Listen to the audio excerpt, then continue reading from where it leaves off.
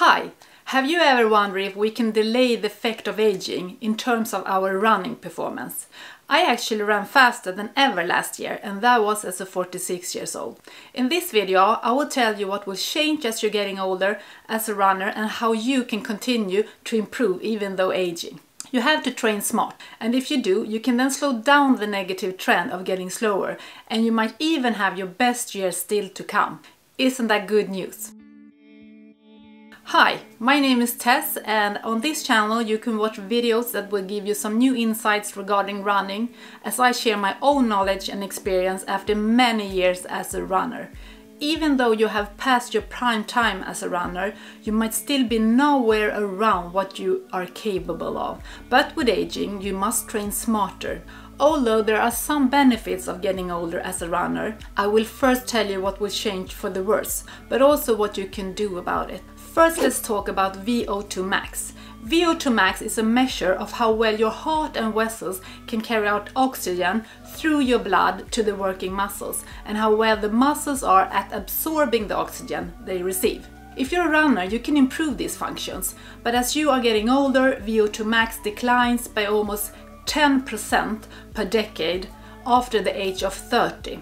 This is because your maximum heart rate drops as well as the muscle's ability to absorb oxygen. For me as a middle-aged runner, that's not uplifting to hear. But is there anything we can do about that 10% drop of Vo2Max? Well, studies have shown that men who lost the most Vo2Max also had lost most lean body mass, which is the total weight of your body minus the weight of your fat mass. And for women, the strongest correlation among them was reduced training volume and reduced Vo2Max.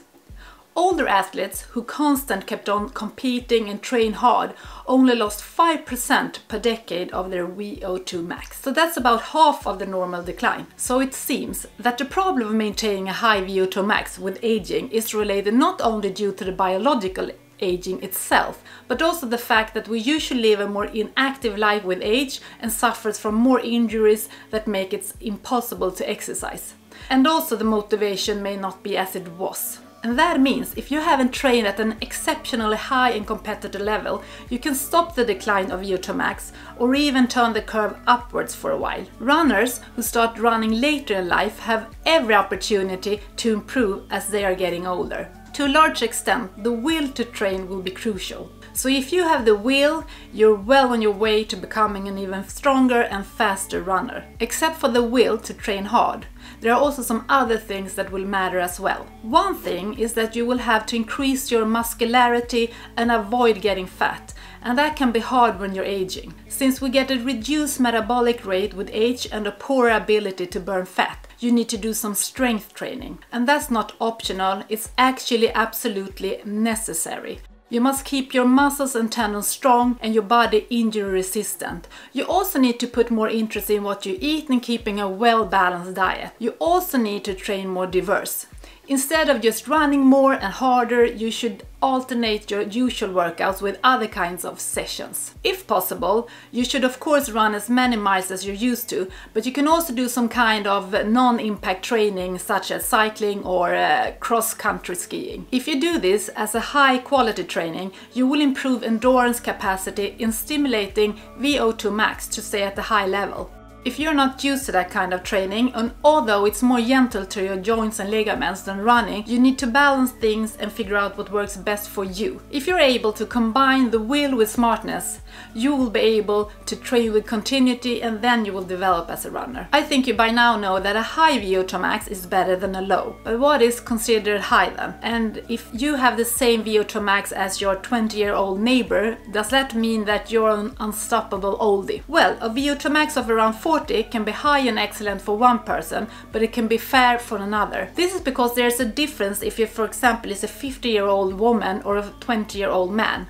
Men on average have a higher Vo2Max than a woman. So if you wonder what a good Vo2Max would be for you, you can look at these charts. They show you different Vo2Max based on age and gender. I will also leave a link to them in the description below. If you don't have your Vo2Max, there is ways to find out without going to a lab and running on a treadmill with a mask. And that is to do a Cooper test. I will not explain more about that test in this video, but there's a lot of information to be found, both here on YouTube and on other resources online. It's not only Vo2Max and muscle mass that decreases, your capacity to recover also declines. Increased age reduces testosterone and growth hormone levels, which in turn will slow down recovery after workout. The recovery takes longer, especially if you have done some muscle damaging running, such as running downhill. I'm guessing you have felt that pain in your front thigh muscles after a hilly trail run. The time it can take for you to come back from an injury will also take longer. Your training plan should therefore be adjusted according to your age. And this is one of the many reasons why I don't think you should stick to an average running plan found online. They are usually written without regard to age, gender or experience. Use them as an inspiration and take some ideas from them, but adjust them to your life and your training capacity. Last year, turning 46, I myself did some changes in my training. I had always known that continuity in anyone's training is key to success, but when I was younger, I could afford, so to say, a minor running injury and take some time off, and then come back to running soon after. But with aging, that process with rehab took longer and longer. What I did last year was to focus on slowly increasing my running volume and not so much focus on speed, to build endurance and getting stronger. That resulted in 5 PRs last year, and it was due to my ability to combine the will to train but yet smart. If you want to see my running figures in 2021 that resulted in 5 PRs, you can watch this video, and I will also leave a link in the description. I have also been inspired by Tanda Race Predictor, which is a tool designed to predict runners' race finishing time for specific distances. And there is also an age grade predictor, which gives you a buzz on how well you are doing in comparison to other athletes regarding of age and gender. If you do park runs, you have probably encountered this, since you after your run will get a percentage, so to be able to compare with other runners of a different age. With age, it becomes more and more important to look at all the small details of when you were younger and ran. Your sleep and diet becomes more important for your recovery. You also need a down week now and then when you have lower overall mileage and lower intensity. And also, don't forget rest days. I myself don't have any planned rest days. I take them when I need them. If I'm tired or suffers from any discomfort, then my body tells me it's time for a day off, or maybe 2. I also use a massage gun and other massage equipment so to boost my recovery. Some people like ice baths and believe it does the trick for recovery, but that's where I draw my line. In addition to good recovery, you also need longer warm-ups before your workouts. You should now, more than ever, not do any kind of hard workout without a proper warm-up. If it says in a training plan that you should run intervals with 10 minutes of warm-up, you should probably do your warm-up twice as long. It's better to extend your warm-ups more than needed than to do them quick and getting injured. It's important not to copy what other runners are doing, since we age differently, and some might also have been running since their 20s and you maybe started in your 40s, for example. For me, there's so many benefits of running now than when I ran my first marathon 13 years ago.